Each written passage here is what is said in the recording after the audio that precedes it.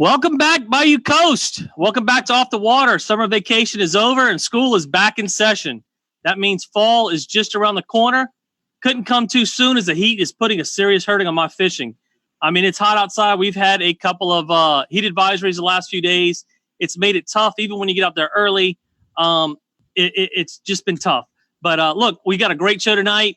Glad to be back after our little summer vacation. I know Tyler and I both had pretty good summers, not a lot of fishing. A little bit. We got to get out there a little bit. We'll talk about that. But we've got some great things coming up in the fall. Ride the Bulls in 2 weeks away. We've got Rumble on the River is coming up next month. We've just got some great things coming up. The fall is going to be set up to be a fantastic time for fishing. I think the trout fishing this year is going to be awesome. The flounder fishing has been really good all year. Can't wait to talk about that and see what happens in the fall. So tonight, joining us, we got Eric Stacey, Tournament Director for Bayou Coast. Also, Aaron LaRose, Sponsor Coordinator. They're going to be discussing prepping and rigging for Ride the Bull. They've got some great demonstrations for us. We're going to talk everything from anchoring, rigging, baits, hooks, weights. If you got any questions, make sure to pop on and ask them, and Tyler will get to you. So we've also got some summer fishing reports to share. We've got some exciting news for Rumble on the River tournament. We've got the format figured out. We've got the weigh-in location confirmed. Really excited about that. We've got the boundaries set. So good things to talk about tonight. So Tyler, I know you hadn't got to do a whole lot of fishing this summer with the heat, but I know you got to do some fishing recently. Maybe kind of share your story with us. I think you were down in Delacroix last weekend. Yeah, this past Saturday went to Delacroix with a buddy and had a real good trip. Just redfish trip. We launched at Sweetwater, and I don't think I ventured probably farther than a mile and a half from the launch. Just lots of redfish in the grass mats. Just basically caught everything on gold spoons, just fishing spoons along the edge of the grass. It was a real fun trip until about 11 o'clock when it got hot as hell, and I called it because it was just too miserable. Yeah, so how many reds you end up catching? 6. What kind of size you had on? The smallest one that I caught was 18 inches, and the biggest was right around 27. I had a buddy with me who caught a few rat reds, but it was a good trip. I brought home some fish for the grill and for the freezer. That's awesome. So you only had to go about a mile and a half from the launch to get on those fish? Yeah, it wasn't far at all. I really anywhere I could find some good vegetation. You'd see redfish, crashing bait and tailing in the grass, and almost sometimes the grass was so thick it was hard to present a bait to them. But I was able to mostly catch them along the edges of the grass where I could work the spoon. Okay, and I was just talking to Aaron. Aaron and I fished Lafayette Club's Slamboree tournament this past week, and I know Aaron, you were actually fishing in basins. Right. For redfish the same time Tyler was out fishing, and you were telling me some interesting. I know you said that the water was pretty dirty, and you noticed some other things going on. Maybe tell us about your trip, what people can expect if they're looking to go in the next week or two. Yeah, started off south and then flipped the script and went north because the north area is predominantly known for a lot of grassy areas or grassy ponds. But to be honest, the water was pretty brown, pretty dirty. There was a west wind. It really wasn't that strong, but it was just enough to kind of mess up that water. When I did get to the grassy areas, I did notice that a lot of the grass was starting to die. It had turned brown. So I think there may be some decay going on because of that, and it's kind of silting into the water and kind of messing it up. Finally found some reds, though, later that day, north, and in the ponds. And it was by that point, it was a little bit, right at or past high tide, and so the water was kind of high. You had to really go deep in the ponds and find these pockets where the water was shallower. In the main pond, 2.5 foot, you had about 6 to 8 inches, maybe a foot of visibility. You could basically just see the tops of the grasses. But if you got in these really further pockets all the way on the edges, water got down to about a foot, and you could see the bottom, even though it was still dirty, and that's where you could at least see some reds. And they were tucked. I mean, if you think you could go any further, you needed to go, because that's where you'd find 2 or 3 reds kind of schooled up deep in there, circling. I found one pond that was completely cloudy, because two reds were just having a ball in that one little pocket. And it was just like, I almost didn't even go in it because I was like, this is just disgusting. But I thought to myself, maybe there's something in there. And sure enough, two reds, bolted out of this patch of grass, and it was so silted, like it was so messed up. It was just two black shadows in the water. And it was one of the coolest, sights I've seen in a while in the marsh, and managed to grab one out of there. But so dirty that once I did hook into one, the other one just sat there not knowing what was going on, and almost flipped one in the boat and cast the second one because he was just sitting there like, I don't know what's happening. I couldn't see anything. But yeah, you had to go real deep in the pockets in base songs. But how far out did you have to go from the launch? I mean, went about a mile and a half, almost 2 due northwest. Okay. North of, if you know where the launch is and you know where the sulfur mine is. Yeah. If you kind of like draw kind of a line triangle, kind of connecting to the north like that, underneath the stitch, as we call it, the section of dead end canals that's up there that looks like stitches. Yeah. Right below there's on the map, it just looks like broken up marsh. I mean, there's no real, it's like true marsh. There's some dead end canals below it and above it, but it's just potch marked, broken up, nothing really, uniform at all. And just getting in there and like I said, just you find the deep pockets in the main parts of the ponds. If they were there, they were deep and you couldn't see them below the silt. But if you got way into the marsh, you would get into some shallow enough water where you would see them and be able to sight cast them. What type of baits did you find effective? Once I got in there, I used one bait. I had a matrix shad. I'm gonna kick myself for not knowing the name, but it's the one where the body is the shrimp creole. It's a vortex shad. The body's a shrimp creole and the tail is the chartreuse. Yeah. I just had that on a jig head. There was some grassy areas where I kind of got hung up, but I kind of just chose my shots. And when I saw them, the shrimp creole, the sun was out, so the shrimp creole had just enough flash to really show up, and that tail really accented against the dirty water. And so, I mean, when they saw it, they ate it up. I mean, there was no turnaways, there was no missed hook sets. I mean, when they saw it, they hit it. What size reds were you catching out there? Oh, I caught 4 before I decided to turn it in because I had some other stuff to get done.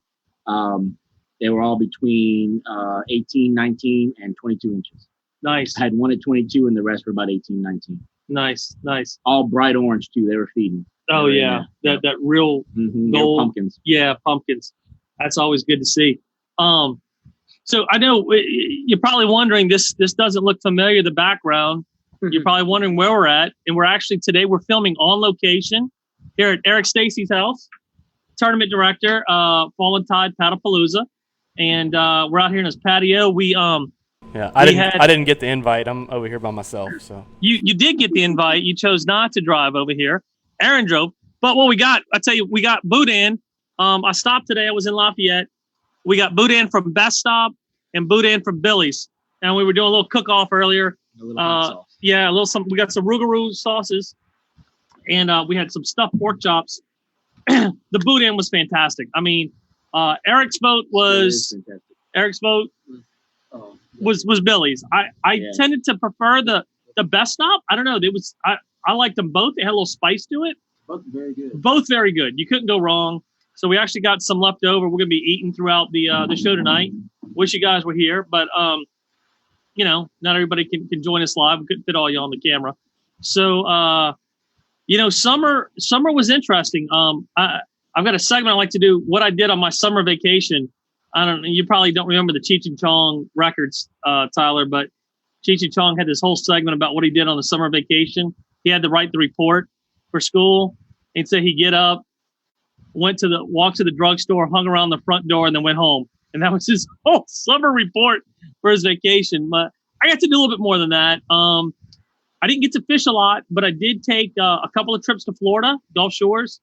And I actually booked a trip with Brandon Barton, who was on our show, I think the last episode back in June. So me and a buddy of mine went down there in 4th of July weekend. And we booked a trip with Brandon. He provided all the kayaks, all the gear.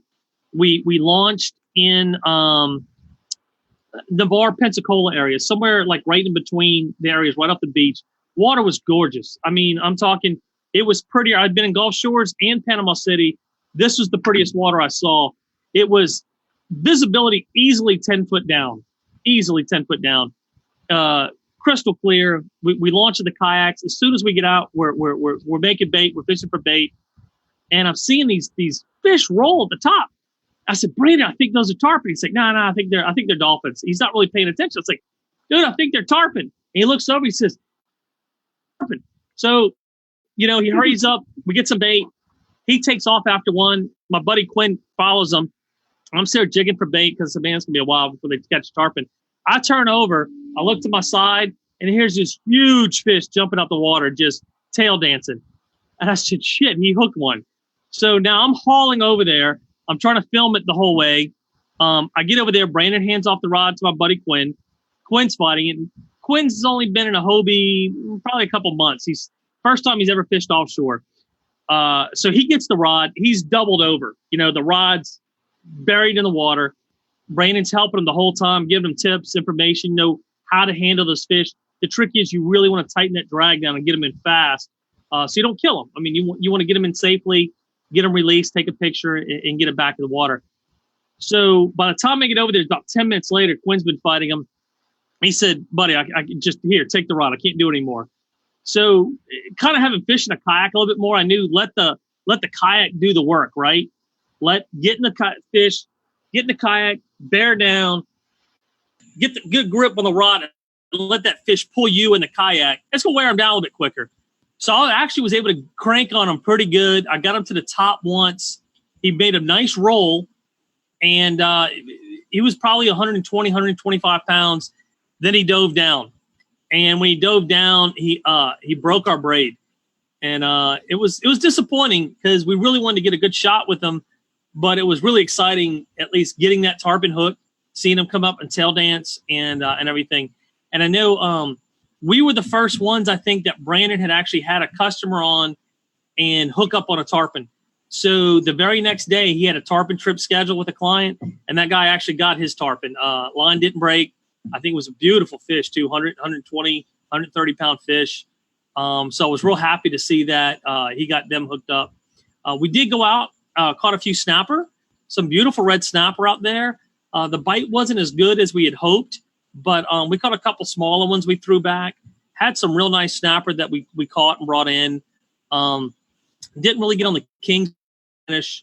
They just weren't biting that day. And did see some beautiful sights out there, a giant sea turtle.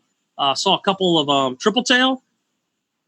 I think it was a floating log or something. We passed by, a couple of triple tail on it. Then a couple of weeks later, I actually got to go out and fish with another guy, Benton Parrott. He fishes some of our tournaments, real good guy. Hobie kayak team member. We just went out fun fishing. We didn't see any tarpon that day. I think maybe we saw one. But thanks, Eric. But we actually got on some trigger fish, caught and released some triggers. Saw another giant sea turtle. Had huge manta rays. We saw these massive manta rays jumping out of the water. Just, I mean, first time I saw it, I was like, what the hell is this? And then Benton told me, look, these manta rays come out here. Just beautiful, fish coming out the water, jumping down. Got to see that. Really saw some nice sights. So we got back to the beach. It was a school of bonita come swarming in, 20, 30 bonita. And Benton gets the light gear out, starts fishing them, actually hooks one. So that was a real good time. Looking forward to going back again. Actually, I've got another trip with Brandon booked in September. I think we're going to try to catch some mahi. So if you haven't booked a trip yet and still looking to get out, fishing's only supposed to get better in the fall. It's not snapper season, but the mahi show up. The kings are Spanish. They even get some sailfish in September, October. So it could be something good. We did have a tournament this past weekend, not Bayou Coast, but Lafayette Club had their Slamboree tournament. I think they had about 51 people register for the tournament. So it was a pretty good turnout. It's usually a little bit bigger, but it was the weekend before school, and I think a lot of it threw things off. Yeah, and they had to reschedule it, with that storm that came in, so right. that probably threw some people off. Oh, yeah, it did. It did. Still 50 for that tournament down there this time of year was really We did have a west wind that day, and it kind of threw things off a little bit. The water was dirty. I always hear the west wind will kind of mess up the fishing a little bit. They had some nice trout caught. Good bit of flounder. I think we had over 15 flounder caught, I believe, because I know we had 10 slams out of 51 people. Wow. We had 10 slams. I know that because I finished in 10th in the slams with the smallest one yet again. Reds were hit or miss. They had some nice reds. They had some small reds. It was hot, though. It was really hot. I know that I went out. Took me 3 hours to catch a keeper trout. Took me 20 minutes to catch a flounder. And then I caught a redfish fairly quickly, but I caught it a day at about 11 o'clock. The heat was bad, and I decided to come on in and get back. I took a shower, got some rest. I talked to Aaron a little bit. I know Aaron had caught some reds out in Basons, but I don't think you had any trout or flounder, huh? No flounder and a bunch of dink trout. Yeah. And nothing, maybe one or two at 12, but nothing bigger than that. So they just got to live another day. But look, man, they had some real good guys out there, really grinded it out, stayed out in the heat, and were able to get it done. Just to announce some of the winners, Big Red, first place was Chauncey Serenay and Kevin Hogue. Big Trout was Ricky Smith and Donnie Burton. Flounder was Mark Eubanks and Wayne Lobb. Mark had a beautiful flounder. It went over 20 inches. A little skinny, I think Chuck would say, a little skinny, but it was beautiful. It was a doormat, 20-plus inch flounder. Real nice. On the slam, the main category, Butch Ridgedale finished in 5th. They paid out 5 places. Brock Miller, backpacker, finished in 4th. His dad, Justin Miller, finished in 3rd. Matt Carr, the guy from Pack, finished in 2nd. And Devin Belts finished in 1st. Now, it's really interesting. Brock and his dad both finished in the top 5. And his younger brother, Tanner, who I guess is about 12, 11 or 12, he ended up winning the youth division. So all 3 Tanner boys took home prizes at this tournament, which was really nice to see. I know Tanner was pretty excited. He actually had a stud red. I think he had a 6-7 pound redfish and a nice trout. They had to be on him. Yeah, if he'd have gotten a flounder, he would have finished in the top 5 for sure.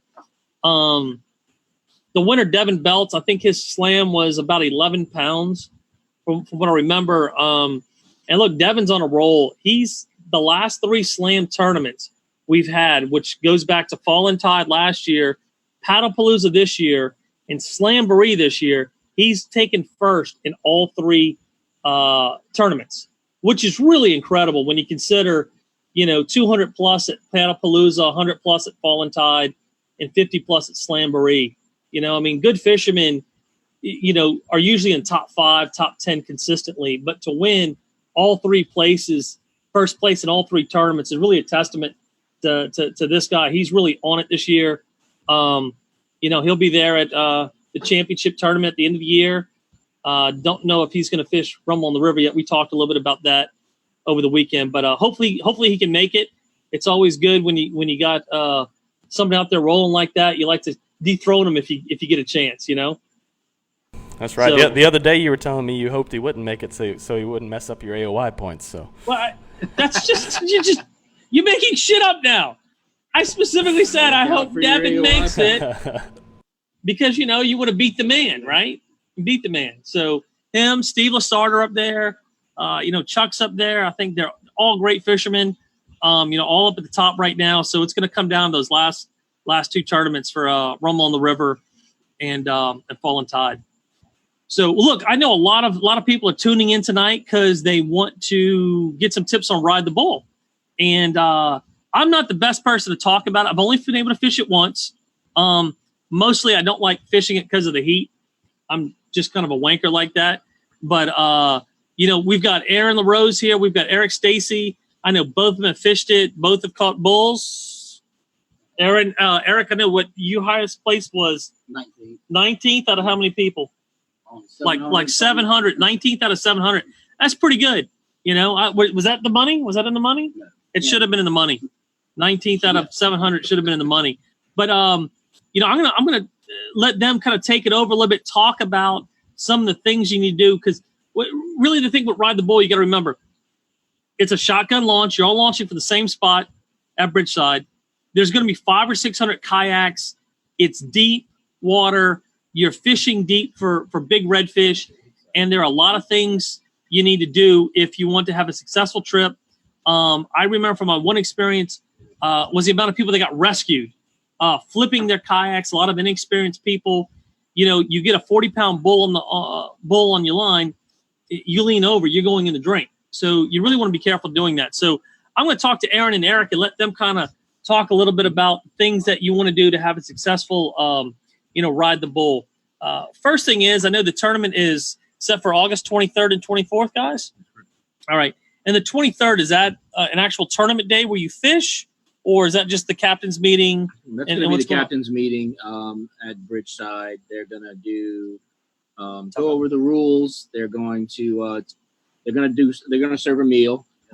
So get there early. Make sure you get your food and sit down and hang out and talk with others. They're going to go over the rules. They're going to do some of the side contests and talk more about those. I know there's a Pimp My Kayak contest where anybody who's got their kayak, really rigged up nice or, flashy, whether it be lights or wrapped or all kind of colors, they're going to have that kind of side contest going on, and you can get more information about that.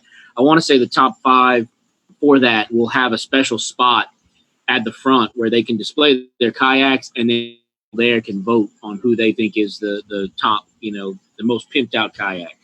Nice. Another side contest they're going to have for the Saturday is like a costume contest where if you're decked out, you're going to, get an entry for, a side prize for, if you come dressed up as something or themed or do something with your kayak. So Dan Roddell, I hope you're listening. This is important. This is actually a contest that you can dress up as and actually win something this time. So, that's a good point. You might want to show up. You did a great job last time. I've seen Spider-Man out there before. Spider-Man. Yeah. I think if you put Dan with his bow tie, yeah, and maybe some black glasses, he could pass for the Six Flags guy. I could see that. I don't know the Six Flags guy. That's a free recommendation to you, Dan. I say take it and run with it. I think you'd have it in the bag. Get a nice white shirt, bow tie, black glasses. We'll cue some music up, and I think it's Six Flags all over again. Okay, so if you're going to wear a costume, Eric, who are you going to dress up as? If you were to wear a costume out there. Put me on the spot. I don't know, man. Maybe you. That'd be easy. That would be awesome. Dress up as Sean. I would get some fur and put it on my back and costume complete. I mean, that's it. That's pretty much. Yeah. I think I'd probably grab every rod out my closet and a tie-dye shirt and go as Todd. They don't make enough Scotty rod holders for you to put on your kayak. I'd take off my shirt and hang up my gut, and I'd be Ron Jeremy because of all the hair on my chest. Oh, Lord. And back. And back. The hedgehog. Yeah. Me, I would have to finally shave and maybe go as Mr. Clean, get some white jeans and the white medium T-shirt, and just. I got too much gut though. I'd have to scrunch down and kind of hide that. Yeah. But yeah, I would maybe dye the eyebrows white and then put some white there. Yeah. Fake earring right here. Eric, I know we're here. Eric's wife is joining. She's not in the podcast, but she's over here in the chair and all this. Eric, I know who your wife would dress up as if she were to go. Well, hang on a second. Look to your pod. He's talking about you. Yeah, we're talking about you. Just look at us. We're talking about costumes to wear to ride the bull, and I know who you would dress up as if you were theoretically to go to ride the bull with Eric. It's an easy one for me. Who's that? She's Kira. Who? Kira. From Xanadu. It's real easy. Xanadu. Yeah, that's Lord. her. That's an obscure reference. That's a very obscure. Don't make me feel them. Yeah. That's a very obscure reference. So, wow. Anyway, I don't think any of us will be winning any awards at Ride the Bull for our costume prowess. So look, what the format. Aaron, tell us a little bit about the format. I know it's bull red. Yeah. Man. So what's a bull red? Bull red is over 27 inches. But if history serves, as testament to what to expect, you're looking at upwards to 37 to 40 plus inches is going to be a winner. If they, this is the time they run through, and you've got, I think we've got almost 500 something people registered already, maybe more, or 400 something definitely, but maybe we're pushing 5. I think it's getting close to 5. Yeah. Is it? Yeah, I I was looking at their Facebook. On the pass, and just when the school comes through, it's hookup time, and like I said, it's kind of a lottery. There is some skill involved. We'll mention some of that. I'm not going to admit to be the best at that skill, but I do know there are a lot of people that will invoke some skill and some historical lessons they've learned as far as how to catch and target bull reds. But for the most part, it's a lottery. Todd says it's over 530 now. Okay. Wow. Thanks, Todd. Yeah, 530 plus. What's the biggest red you've ever caught, Aaron? Biggest red I've ever caught was 38. 38? Biggest red you ever caught? 44. 44. Not at Ride the Bull. Not at Ride the Bull either. Yeah. I think mine was 38 and 11/12 inches. So it was good size. It was good size. No. So, okay. First thing, let's talk safety before we talk rigging. Obviously, you need a kayak. What do you guys recommend, without getting into gear yet? What do you guys recommend that you think is essential for bringing out there? Obviously, you're going to want a life jacket. Yep. Functioning life jacket, because of everything going on. There's going to be boats moving around and everything. So you want a life jacket. What else? What else should they bring? A whistle. A whistle. A whistle. Yep. Okay. What's the purpose of the whistle? Well, one, if you catch a fish and if you're out by yourself blowing it, that way, somebody can get somebody's attention and they can get the chase boats if they're away from you and get them to your area. So when you hook a fish, there's going to be 500-600 kayakers out there.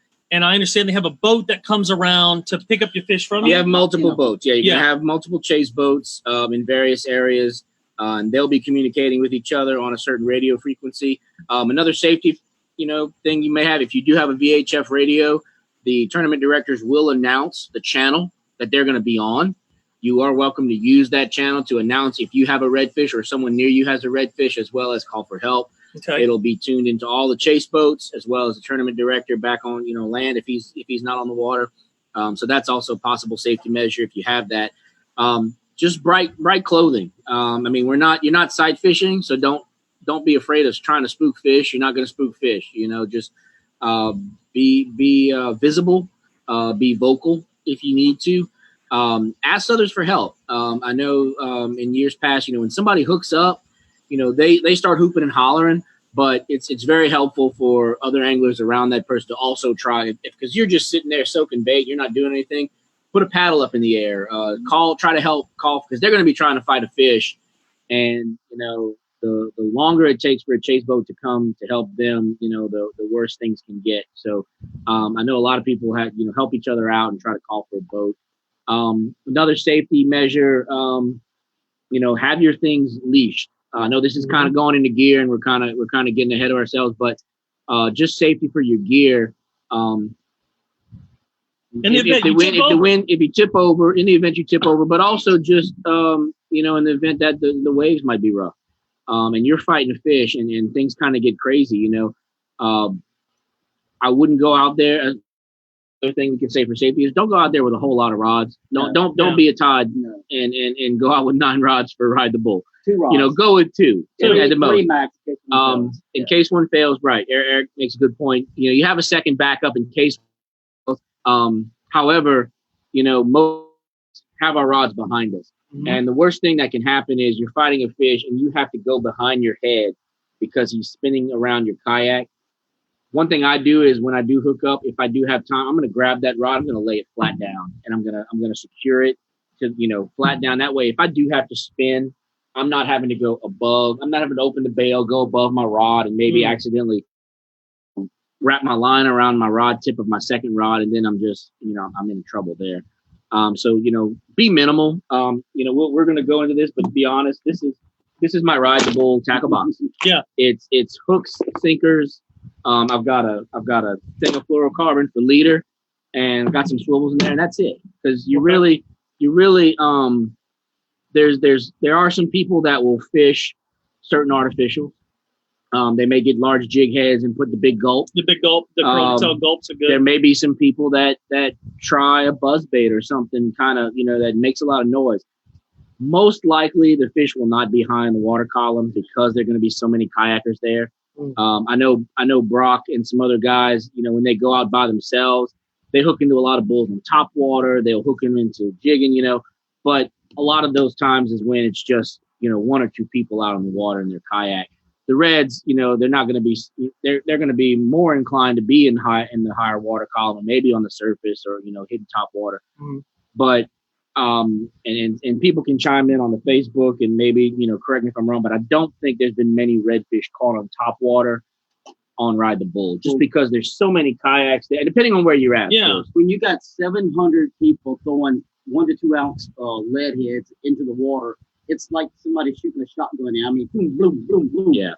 So most people are fishing the bottom, maybe suspended if they see something on their radars, on their electronics that suggest that the fish may not be on the bottom. But for the most part, everybody's soaking bait on the bottom, and so take and just be minimal. Okay. With what you bring. Now, so we've got, we know we want a couple of rods, we want some gear, and Eric's got some great suggestions on gear that we're going to look at in a few minutes. What about when you catch a fish? Are you using a net to get them into the kayak? What's the best way to bring the big bulls into the kayak? Like we said earlier, the chase boats are going to come out and let you finish catching the fish. You actually have to bring the fish into your boat. You just have to leader it. Once you leader it, the chase boat and hold it kayak right there, the chase boat will then pull in close to try to let you transfer that fish to them. Now, I would recommend some kind of latching device, whether it be a fish grip or a boga grip. Boga grip, if you do have that, make sure that's strapped to your kayak with a leash as well. You can actually, I know some people that will latch that to the fish and leave it be. They trust that the grip won't let go, or and it's, I ain't doing that. you may have to do that. Or like Johnny Bergeron, don't do that. But anyway, it does give you a little bit free to get your bearings and wait for the chase boat. Now, once the chase, they will, you will then communicate with them how you best want to get the fish to them. You can bring it into your lap and then bring it over. But once you've leadered it, that's when the chase boat knows they are now, you have technically caught the fish, but they are now capable of coming help you land the fish. And by that, I mean land the boat. What I've done in the past is I actually netted mine. I've actually netted mine at the side of the boat, take my grips and then grip them in there, then pull up. So I actually have my grips on it, plus have it in a net. And when they come there, the fish, hopefully they get to you quick, because you don't want the fish out of the water more than 5 or 10 minutes. If you have to dip it down in the water to give it some oxygen, some water and air, and then back in, you want the fish to be alive, so we're going to release them. But then when they come, I just handle my whole net, they'll grab it all, they unhook it all, tag it, get your number, and give you a net back and you roll. And so that's good. They'll actually unhook the fish for you. Yeah. Correct. Okay. Yes. And then look, and the point being, they wanted to keep the fish alive. They actually will take it on the boat. They go and they weigh it. Is that right? And then they re-release it back into the water. They weigh it, tag it, do the wildlife and fisheries do whatever they do to it. Take all this, then they let it back in the water. Yeah. So try to keep the fish as best conditions you can, so the chase boats get there. But it sounds like once they get there, as long as you get a leader, they're going to take care of it from there. Help you out. And that brings a good fish. point. Yeah. Back, I know we keep going back to gear. Try to get heavier gear. 4,000 or higher reel, heavy rod. This is it actually behooves you to do this, because depending on where you're at in the past, you don't want to have a lot of time with that fish in the water, because you're tiring the fish. You don't want to kill the fish, but also, B, you've got other people around you. The faster you get that fish in the water, the less chance you have of tangling into somebody else or tangling into the boat.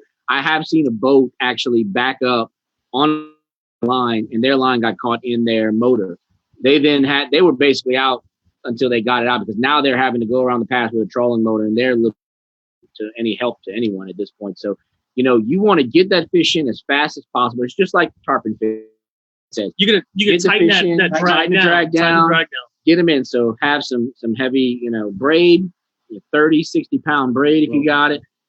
Once again, also 30, 40, 50, 60 pound mono leader if you got it. What I use 100-pound braid and a mono leader, and I'll crank it down and I'll horse it in to get it about probably 10, 15 feet from my boat as close as I can, and then let it pump a little bit and then power it out. I don't let my anchor loose, and it just stays there. But I crank it. I mean, if I lose it on 100-pound braid. Well, I don't need that fish. Correct. That's the way I look at it. Okay.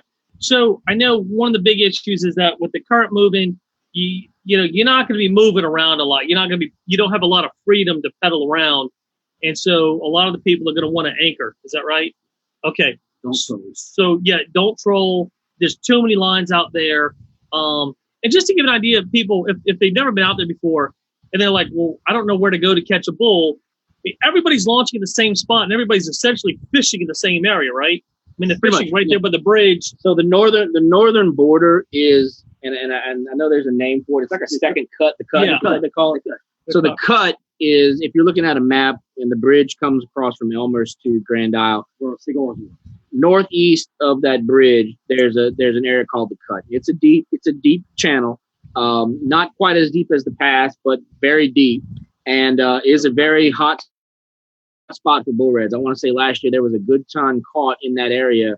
At one point it was fast and furious because I remember I was on the opposite side. I was actually more in the pass, and we had a few people hook up, and there were no chase boats. They were all, hooping and hollering like, where are the boats? It was because they got so crazy on the north end at one point that all of the boats had ran that way. Finally, another boat or two came back to us, and I even flipped it. I was like, I'm just going to go over there. I think I ran into you and maybe John. I don't know. Maybe Johnny was over there with you. And by that point, it had shut down. I mean, so we're talking. I know that there you're talking about. So if you're actually on Grand Isle on the island, and you're at the edge of the bridge where the bridge comes across Grand Isle, if you're facing the other way, facing north, with your back to the Gulf, facing north, it's the cut to your right. Yeah, 1 o'clock. Yeah. So they got that cut over there, and then I think other people fish right in the pass, like under the bridge. Some people go under the bridge. Yep, near those wharfs. I know there's one big, long wharf that comes off the north, off Elmer's coming south, and there's one that comes from Bridgeside going north. Yeah, they try to go in between those. A lot of people, another big spot is the mouth of the pass out towards the Gulf. Now there is going to be a buoy. Yeah, they are going to set a buoy out beyond the mouth into the Gulf to mark, the southernmost boundary. Okay. And you're not allowed to get out there. Now, if you hook into a fish and you do get pulled that way, but allowed to fish beyond that buoy. So be on the lookout for that. You'll hear them talk about that. And I would say this, if you're not experienced, if you haven't done this before, if you haven't kayaked before in open water, I would recommend going towards the pass, towards the Gulf. You can get a good current out there. You can get a lot of waves coming in. It can get a little rough. So, stay in a little bit more protected area and fish in that areas. But we get to a good point. You're not going to be a troll. You're going to want to anchor down. And it's important to have the right anchor. I know because the time I went out there, I did not have the right anchor. And I kept moving around. I kept dragging. Eric and Aaron have actually both brought examples of the type of anchor you want to use. And you could pick up something like this at Academy? Yep. Okay, Academy.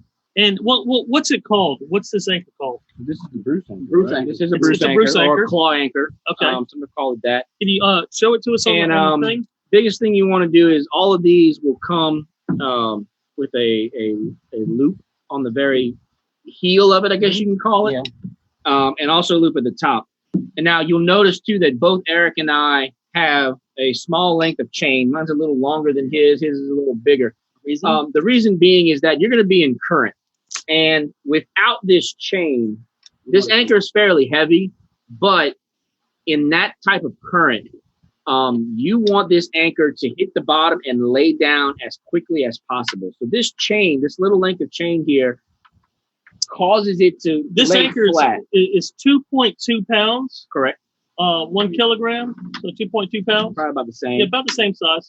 You want this to lay flat just like this, like we're holding it.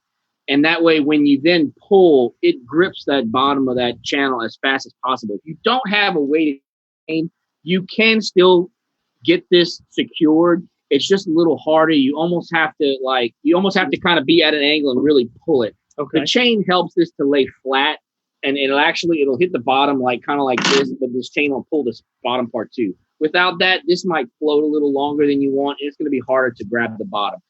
The other thing we do is, and Eric noted that my tie is a little thicker than it probably needs to be.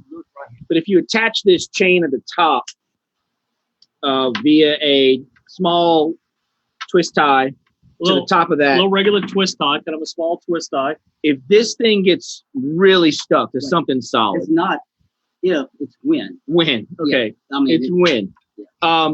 What you do is, if you don't have this, when you try to pull in this anchor, you're pulling on that whatever it's stuck on, and it's not coming off. If you snap this, you then bring the point of contact to the heel. Wait, hang on. So Eric's going to show us a demonstration here. Can you? Okay. Can you see that? Can you see it? Tyler, can you see it? Yeah, we got it. Well, Okay. if you're hung and you can't get it out, then you just give a yank and it pulls out backwards. Yeah. Okay, so you can see before how the chain is attached to the end of the anchor, but with the twist tie. But you yank it hard enough, it breaks the twist tie, And it pulls it and out it backwards. pulls the anchor out. Right. So you're able to free it from an obstruction, a rock, something. Right. That's a really good trick because it's going to get caught. And always keep extra twist ties. Keep extra twist ties. It don't get a monster twist tie. You got to remember, it's just there to hold the chain onto the anchor. You don't want something that you can't break. Yeah. You know. And then from that chain, you just want to have your basic boat rope.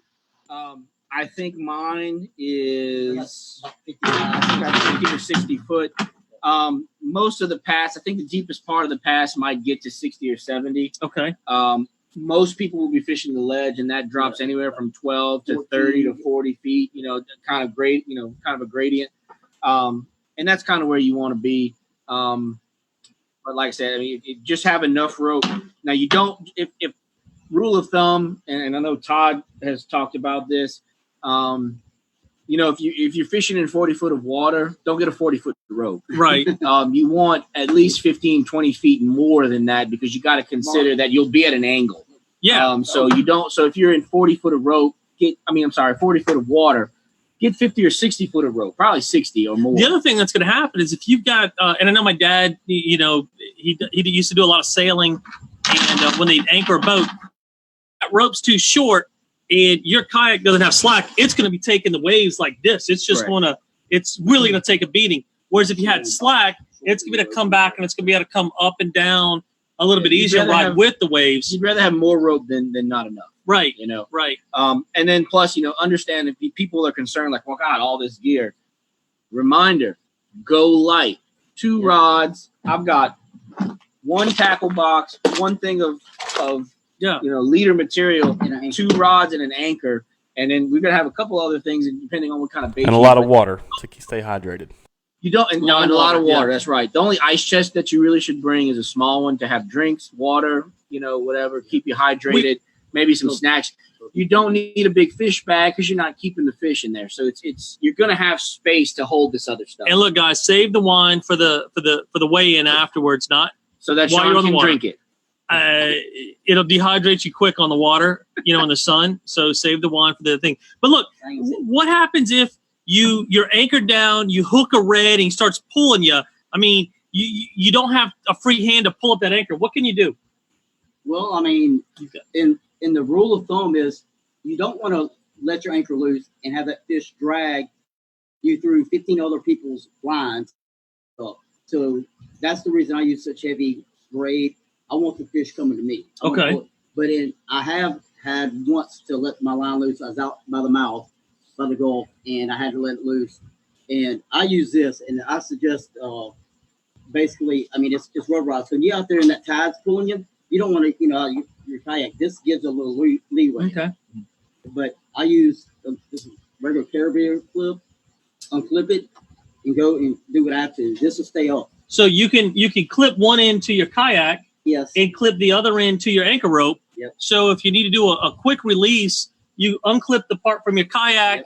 Yep. It'll keep your anchor and your line there. So if you have to chase around with the redfish, then you can come back and reclip back to the anchor line, or you can you can go back and retrieve your anchor later. Also, so you're good. Also, if you're in 12 feet of water, you don't need 50 foot of line out. Right. You may need 25. So what I do is I got 50 to 60 feet of line. I come through here, and you see this from last couple of years. I actually tie a little mover's knot in it. Just take your line.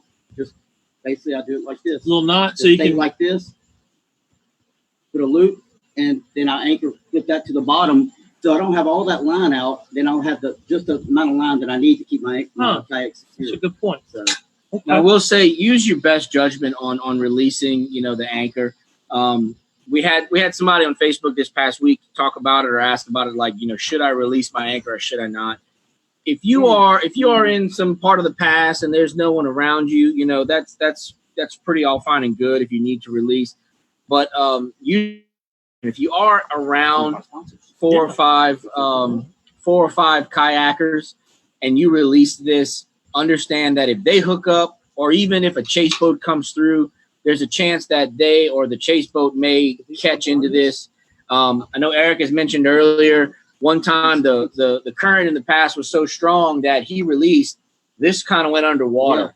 Yeah. So at that point, this is not even able to be seen by a chase boat. So if a chase boat runs across this, they may, catch into this. Especially if you're not anywhere near it. They're not expecting anything to be just floating in the middle of the water by itself. So try to use your best judgment. Know that it's dangerous trying to get it. Yeah.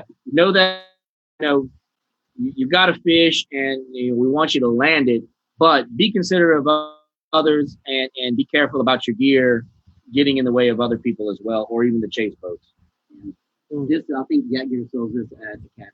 So these floats sold by Yak Gear, one of the club sponsors at Academy, along with the I'm sure with the anchor leash. I think Bruce Culver is a Yak Gear. I'm not positive. But okay. Maybe. I don't know. It's been I've had this anchor for 7-8 years. Okay. Well, let's talk rods now. So we kind of know what we needed to prepare. But I know some people say, look, I just don't have $200 to go spend on a rod and reel. I want to fish a tournament, but I can't go spend $200 on a big rod and reel.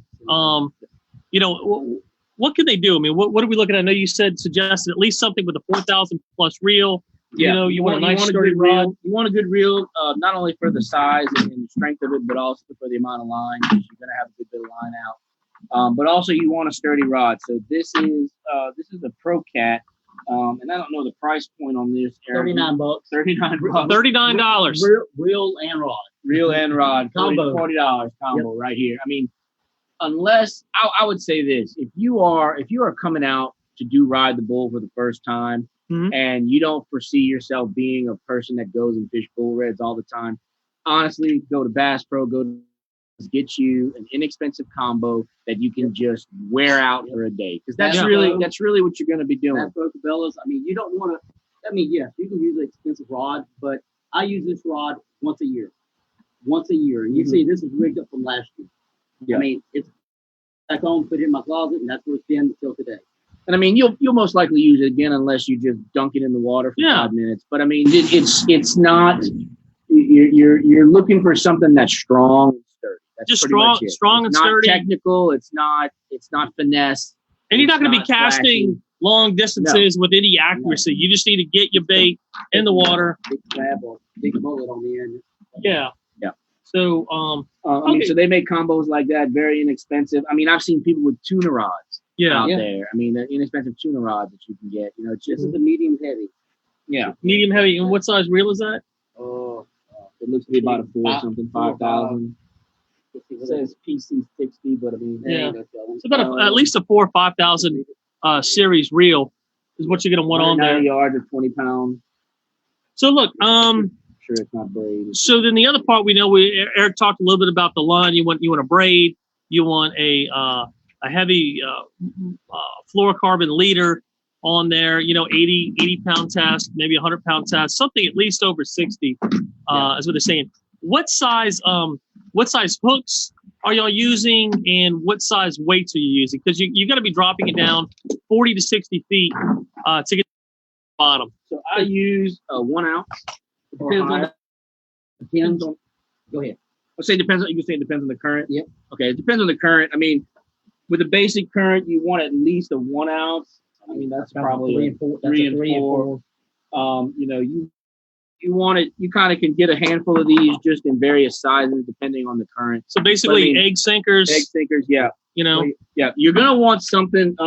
You're not gonna want. So you basically gonna do like a Carolina rig, or a Texas rig. If you know, some people call it that too. You're not gonna want a drop shot or anything like that. But basically, give me your rod again, real quick. he's got some leaders We right got here. some already done. That's not what it is. So here's Eric's setup here. He's just got your basic egg sinker here with. And this is actually looks like it's pre-made. I made it. He made it. And it's got looks like probably a 9/0 or a 10/0 hook on the end there. Yep. Is that a circle hook? Circle hook. You Circle want a hook. circle hook.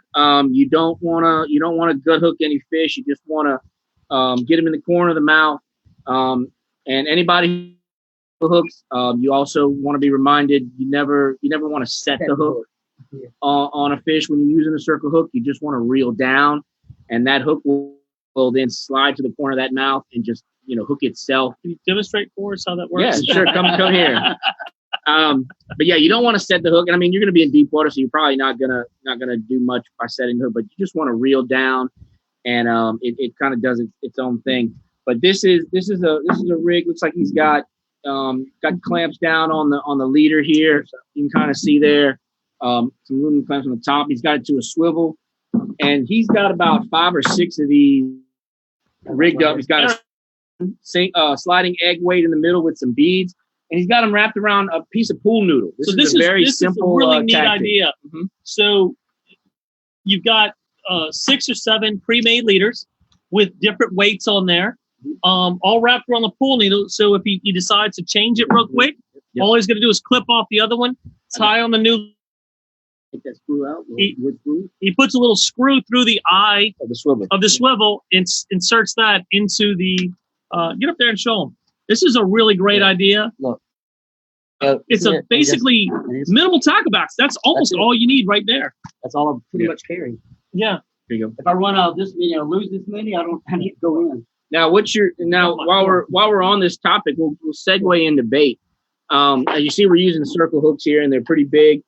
I would say there's probably 3, maybe 4 main types of bait you're going to use.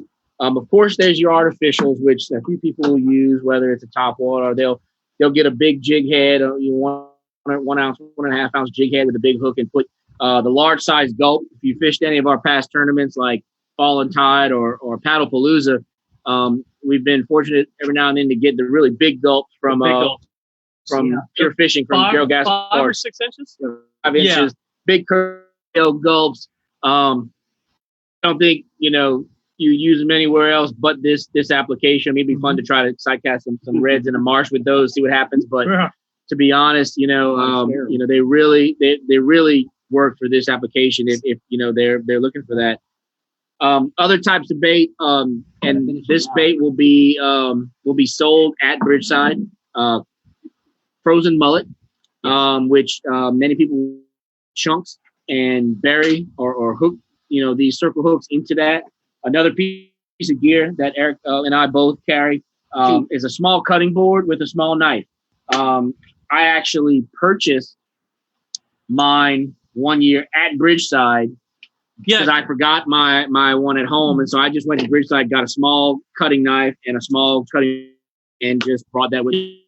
Your wife's cutting board. Yeah. No. If it comes home smelling like cut mullet, she's not going to be happy, and that fish tends to linger and stuff like that, no matter how well you scrub it. Some people will use whole mullet. Whole mullet. Some people use cut. Some people will use live mullet. I know some people too. I think Todd will bring a little sabiki rig and go catch some smaller stuff.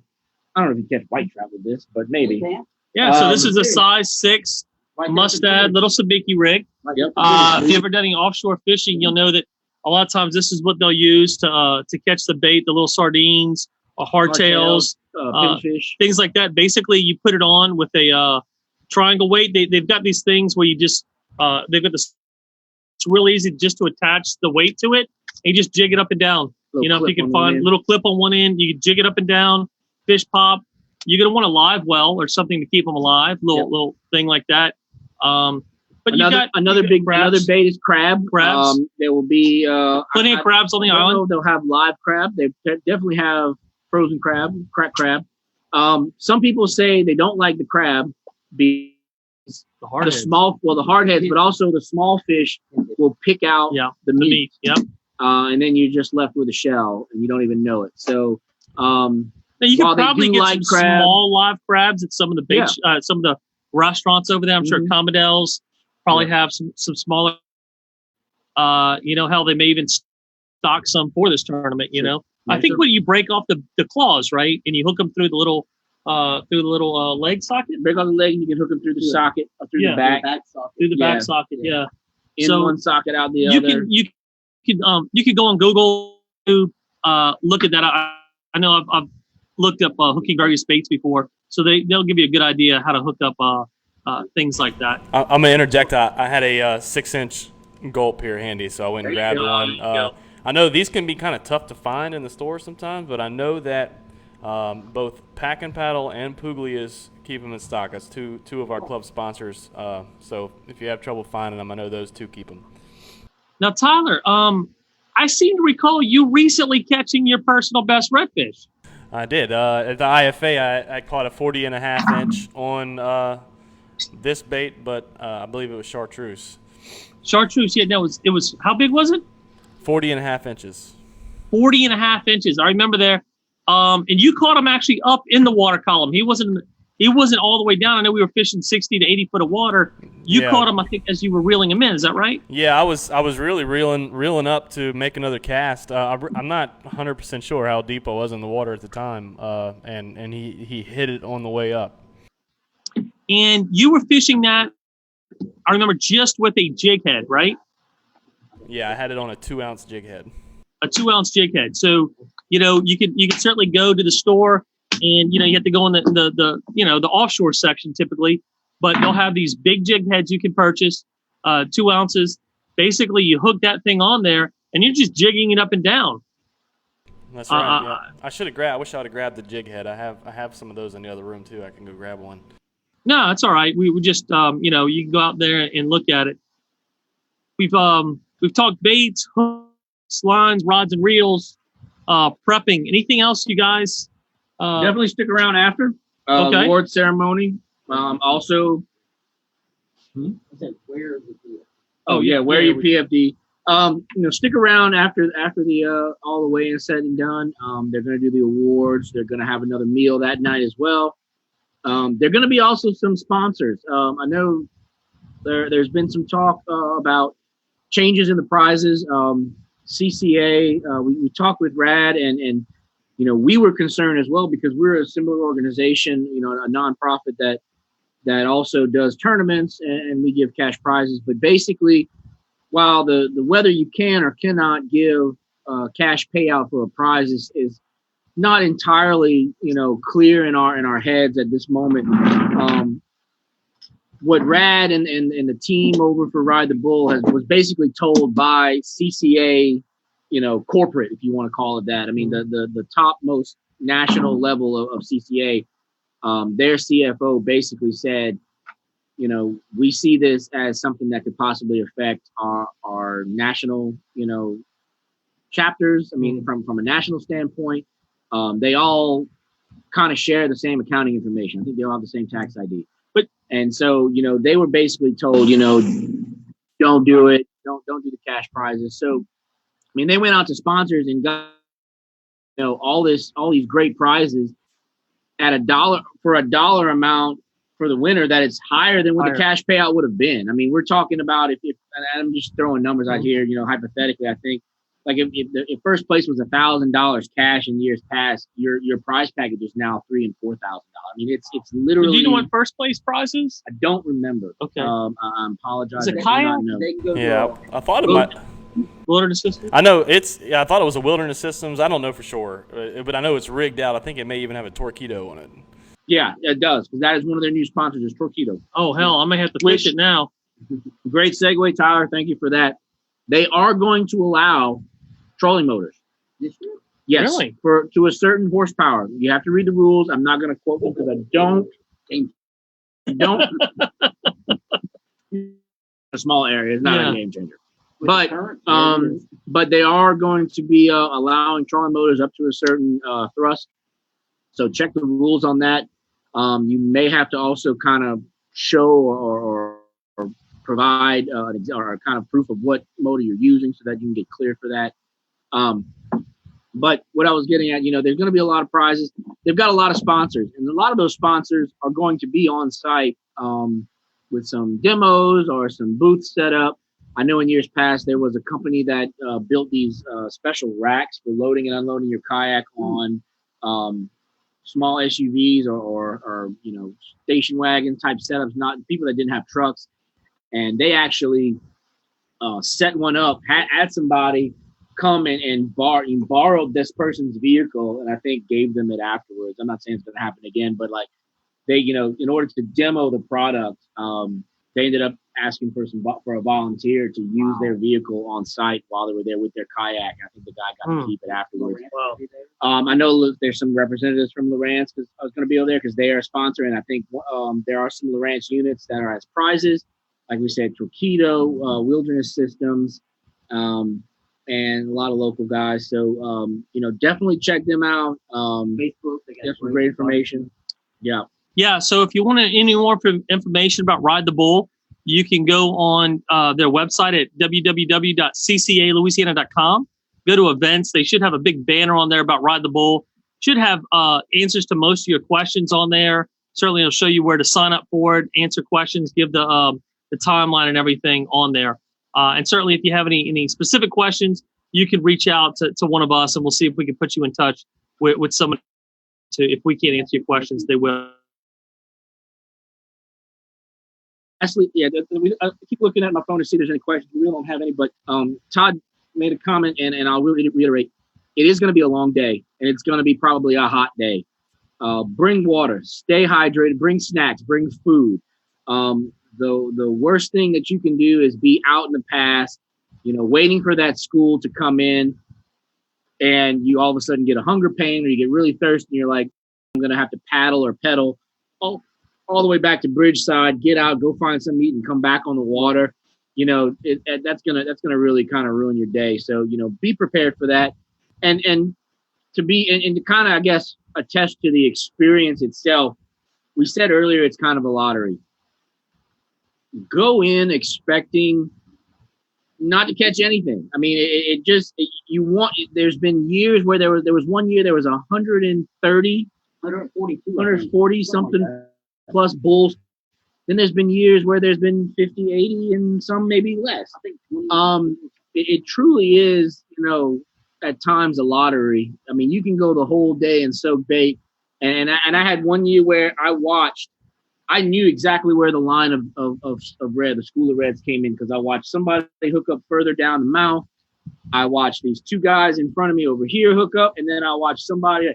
I could connect the line from them and see that's where the school went, and it was 12 foot, 20 foot in front of me, and nobody in my area hooked up. So I mean, it's sometimes it's a great day. Sometimes you could just be sitting there for 6-7 hours soaking bait. So 1 year it's fishing. It's fishing. It's fishing. Yeah. So look, guys, we got to roll on to the next segment real quick, though. We're going to take a break from our sponsor. We'll be back in 30 seconds.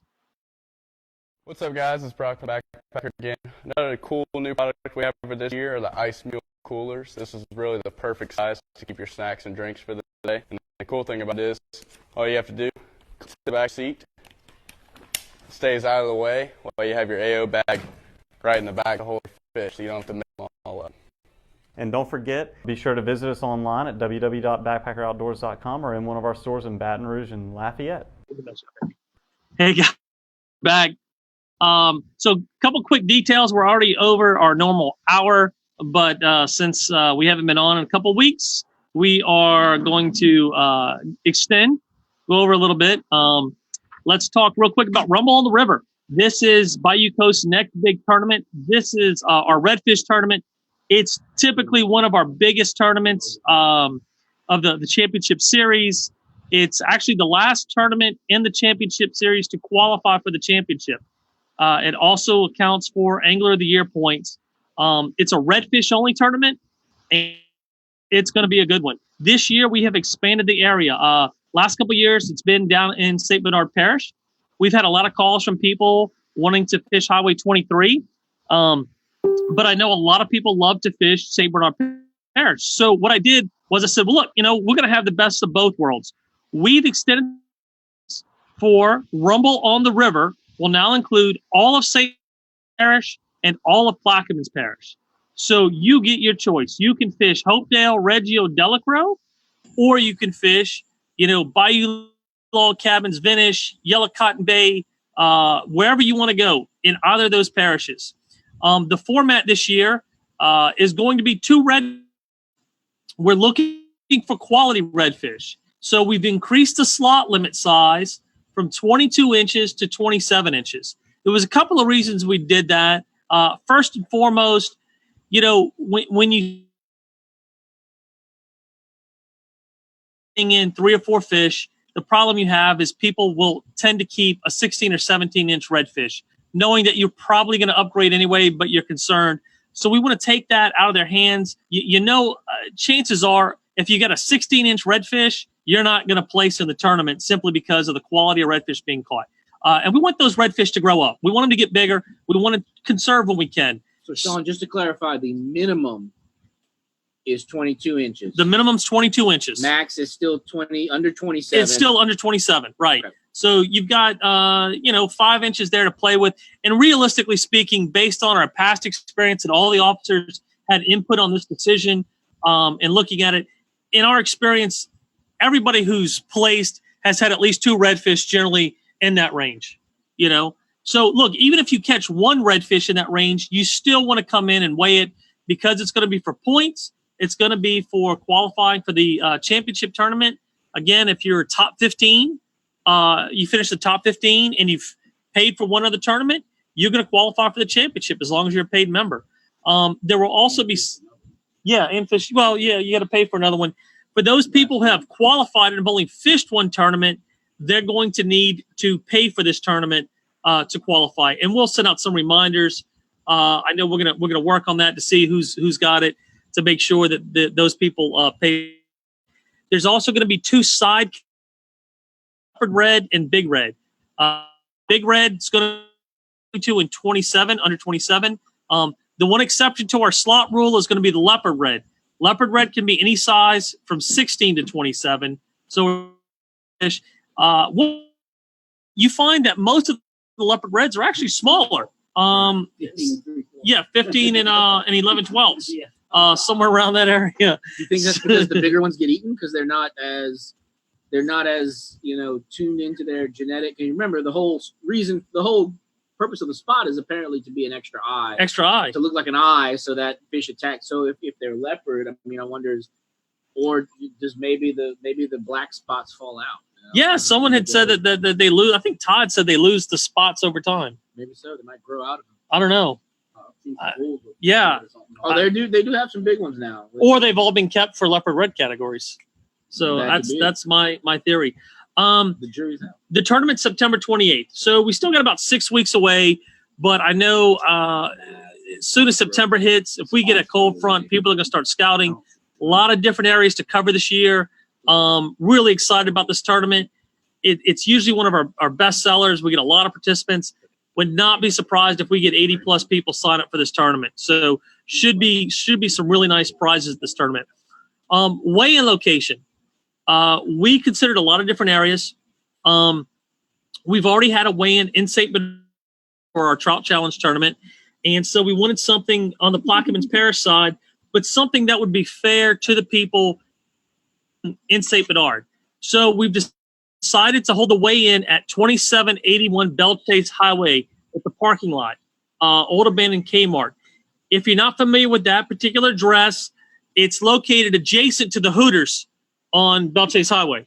So The weigh-in will not be at Hooters. It will be next door to Hooters. Now, we will have wings from Hooters being served at the weigh-in. So if you're hungry, wait till you get there. We're going to have some wings and some other food served up there. We are not allowed to serve beer. Well, we choose not to serve beer at our weigh-in, but the Hooters bar is right there next door. If you want to enjoy a cold one, drink responsibly.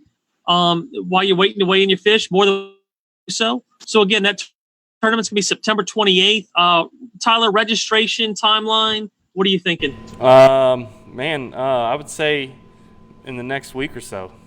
Next week or so, we'll have the registration up. You can go ahead and sign up. I'm really looking forward to this tournament. It's going to be great late into September. Hopefully, we're going to have some cooler weather, and certainly that's going to be just a prime time for red fishing, both in St. Bernard Parish and Plaquemines Parish. I can't wait to see some of the weights we have coming in with those two studs with all those areas to fish. And look, we're going to talk more about Rumble on the River as we get closer. We'll talk certainly about launch areas, maybe give some fishing reports, baits, tactics, etc. For that. But that'll be another day. Tyler, I know this is something Tyler's been working on for a long time. We've had some complaints about the website, and it's been a work in progress. It's been slow. It's kind of dated. Tyler's been working on a whole new website. Tyler, tell us a little bit about that, what you've been doing, and when we can expect that new site to come up. Yeah, so I hate that it's really taken a lot longer than I expected. But anyway, we're right there, really close. I actually was hoping that it would be before this podcast to have it up so we could talk about it and show it off. But basically, it's going to be in a couple stages. So we're going to have a new website, but the form will still be the old form for a little bit longer. That's going to be the most time-consuming process. We're going to try to transfer into a different form software, but save all of the old information. There's tons of information when you search in those forms, dating back for years and years, and so that's definitely something that we do not want to lose. And so the first step's really going to be getting the new site up. I'm hoping maybe this Rumble in the River registration is all going to go through that, and from there, once we get that up and running smooth, we'll hopefully step 2 will be get the form up and running, and we'll go from there.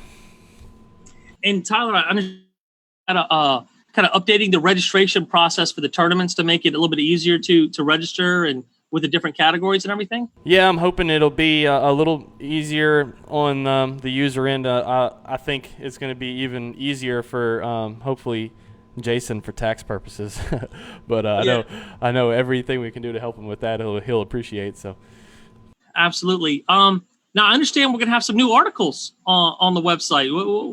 Kind of give us a preview what we're looking forward to on that. Yeah, we got a couple safety articles from what's his name? Bernard. Paul Bernard with the U.S. Coast Guard, and then your very own Sean Rastanis and Aaron LaRose have provided an article on real good. Sean put one together on Golden Meadow. I know he really loves to fish that area, and so he put together some good information on different places you can fish, different areas, and then Aaron LaRose, our can I say Kunas? Resident shoot pick expert. Our Kunas board member has given us a nice how-to on catching and cooking shoe pick, because I know that's top on everybody's list of things to do.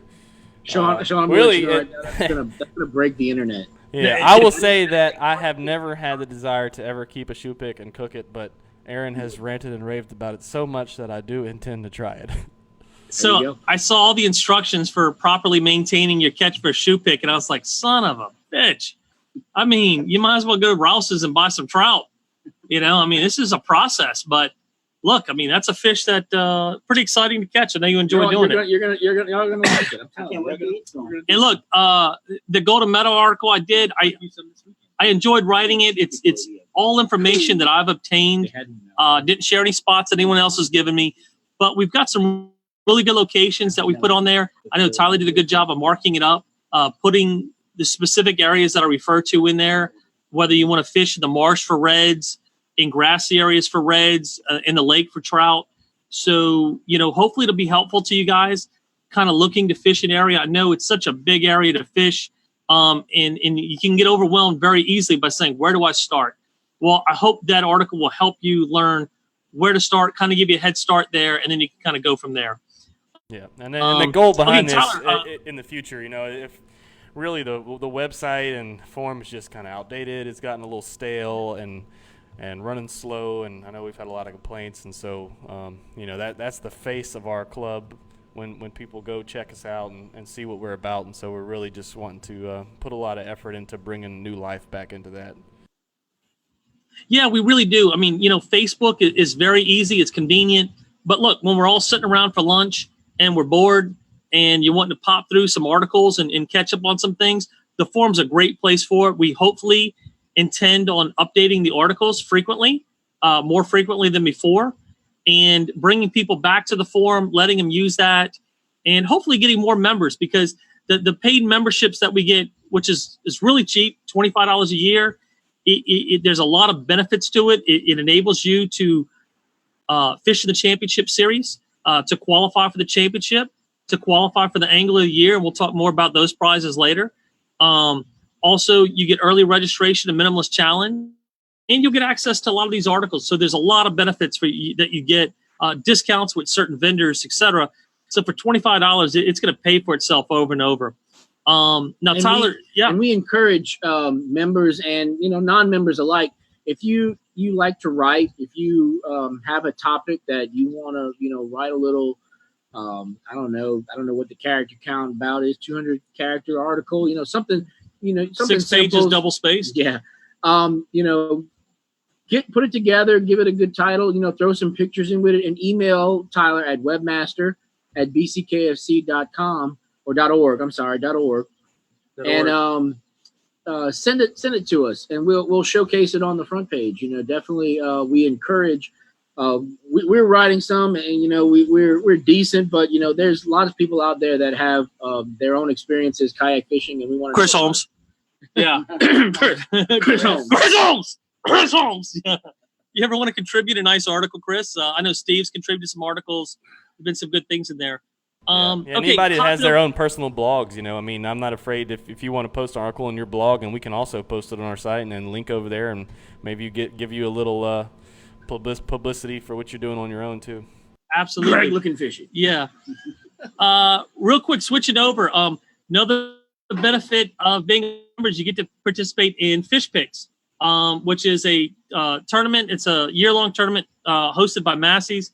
Tyler, I know you've got some information on that, a little update on that, if you could maybe share it with our viewers. Yeah, and I know we've had Dave Woodard, who works for Massey's, has been a huge liaison between Massey's and our club, and he'd been with Massey's, I think, 10 years, just a great guy, and he has, unfortunately, he's moved on to another job opportunity, moved out of state, and so they've transitioned into some new people in his role, and it's just kind of put this transition of getting the Massey's Fish Picks tournament up and running a little bit slower, and but now we've thankfully Bubby Douglas, one of our members, kind of stepped up and has been working with Massey's to get everything lined out, and so we're good to go. They've got somebody that's going to be in charge of it. They're going to be updating the leaderboard, but the catch is their email for the past I guess since the tournament has started this year at Paddlepalooza has been not functioning. So with that being said, anybody who has submitted their Fish Picks submissions for this year needs to go to their sent email folder and re-forward that email to the same email address, or if you have the picture and the card saved, resend it. And we'll be posting that on our Facebook and everything to try to get the word out to everybody. It's already been posted on the forum, but that's the biggest hiccup is you're going to have to resubmit. But you should hopefully start seeing leaderboard updates from Will at Massey's. Yeah, and if you have any questions about the tournament, certainly you can reach out to Bubby Douglas to be able to answer for those questions for you. If you need to get the token to take the pictures, etc., certainly reach out to Bubby. If you don't know how to get in touch with him, reach out to one of us, and we can certainly put you in touch with them.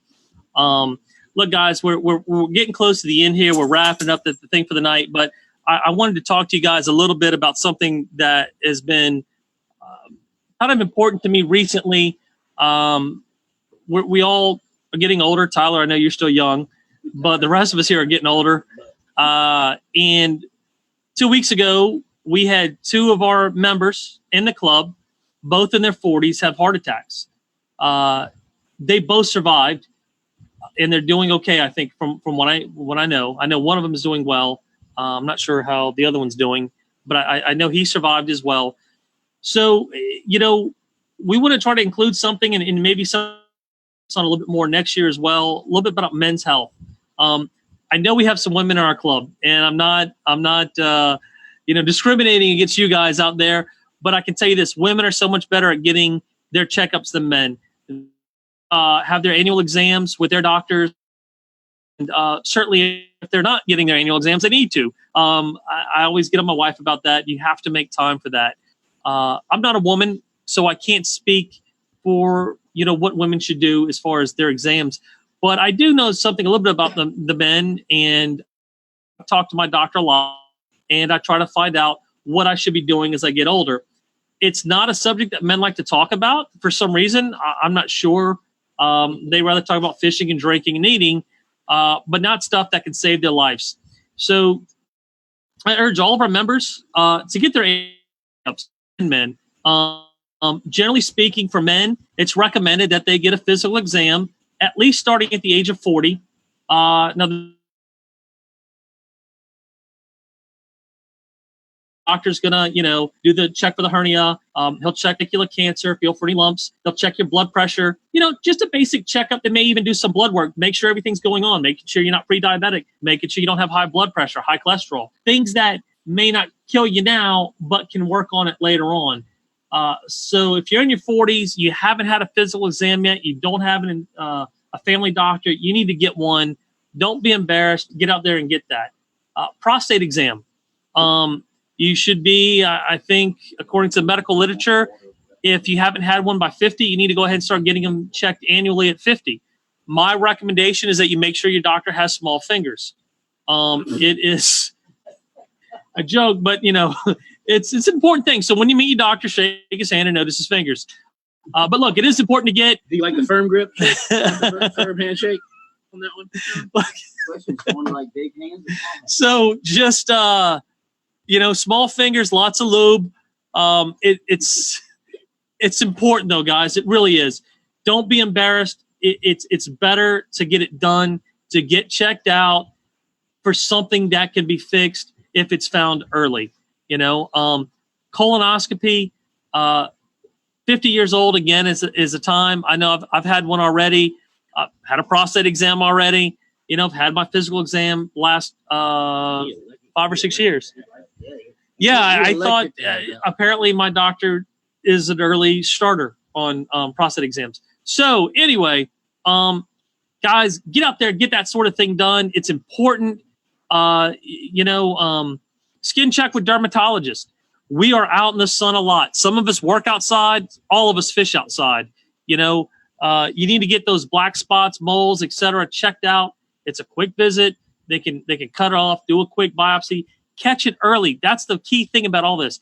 Catch it early. It's fixable. If you don't want to go because you're embarrassed, well, you could be dead 5 years later. It'd save you a little embarrassment, though. Heart exam.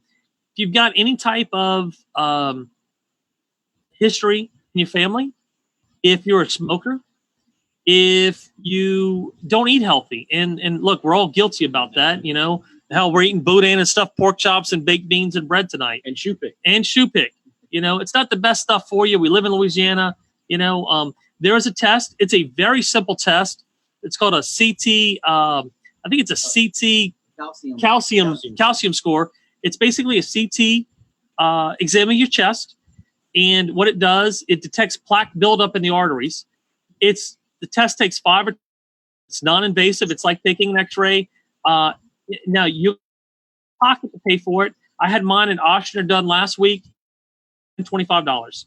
I know for some people that's a lot of money, but if you can save up for it, it's going to save you a whole lot of heartache, literally down the road. It can detect it early. So if there is a plaque buildup that's a concern, they can get you on medicines to reduce the plaque or let you, change your diet. So at least you can be aware of it and have a fighting chance against it. and you're not in the situation like we had this past week, where possibly if these two members had this, would have been able to detect the blockage, maybe detect the plaque buildup, and done something about it before they had the heart attack. So we are going to try to do some tips and maybe get some doctors on here in the future to talk about some other things, the skin cancer. I know in the summertime we want to do some, the Vibrio, fighting off infections. If you're out in the water, you have cuts, you get infected, do what to look for, etc. So it's important to me to get checked. I certainly do. I would encourage all of our members to do that as well. All right, guys, we've been on for an hour and a half. I know a lot of you guys want to get to bed. It's a Tuesday. So again, if you want to become a sponsor of Bayou Coast, feel free to reach out to me or Tyler. We can put you in touch with Aaron LaRose. You can reach Aaron directly. If you missed part of tonight's episode, check it out on YouTube or Facebook. It's also available as a podcast. Tyler should probably have it up end of the week. He's usually pretty good about getting it up sooner. Thanks for coming on tonight, sharing a lot of information about Ride the Bull. I know, are you guys fishing it? Yes. So two of these are, I think Todd's going to be out there as well. 500 or 600 of the people. So it should be a really good turnout. As a reminder, we are returning to our normal schedule. We will be on every Tuesday night starting at 8, every other Tuesday night starting at 8:30. So, yeah. I almost swallowed the microphone. We've got some great episodes coming up, though. We're going to be covering the IFA Championship, Fallen Tide. When's Fallen Tide, Eric? October 19th. October 19th. We're going to have some great episodes about that. It's going to be a lot of fun. That one will be down Highway 23. I think Tyler and I are actually going to be fishing the Native Titan tournament in Lake Gunnersville in October. That's right. First weekend in October. So a bass tournament, big bass tournament. So it should be a lot of fun. Northern Alabama in October. Yeah, it's gonna be fun. So we'll get to report on that. But hey guys, thanks for checking in with us tonight. We look forward to seeing you again. We're happy to be back, and we'll see you 2 weeks from today. Thanks, guys. Night, guys. See y'all later. All right.